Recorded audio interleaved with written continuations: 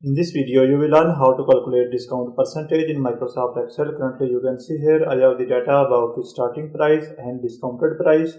By using this data, I have calculated discount percentage. For example, firstly, you can see here the starting price was 180 and discounted price was 90.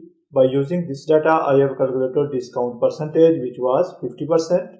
So let's learn how to calculate discount percentage in Microsoft Excel.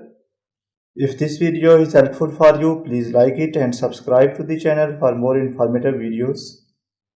In a separate sheet, I have already entered the data to save time. Firstly, you will learn how to calculate discount percentage. Firstly, select the cell where you are interested to display the result. I will select this one. Click here. After selecting the desired cell, put equal sign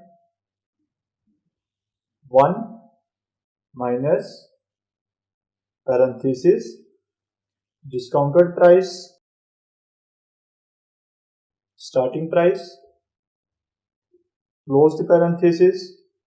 Now this one is the formula. I will repeat this one. Equal sign 1 minus discounted price divided by starting price and close the parenthesis. After doing that, simply press enter. Now you can see here we have successfully calculated discount percentage. Now you don't need to apply this formula for individual rows. Simply select this cell. After selecting this cell, place your cursor at the corner of this cell. When plus sign appears, drag it down to calculate the discount percentage for remaining cells. Now you can see here we have successfully calculated the discount percentage for remaining cells. After that, I will format these cells. Select all these cells.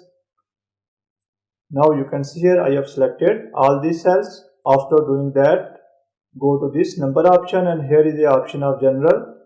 Click on this down arrow key. You will find the option of percentage. Select this one. Now you can see here we have successfully calculated discount percentage and format the cell according to percentage. That's the end of this video. Thanks for watching this video. Goodbye.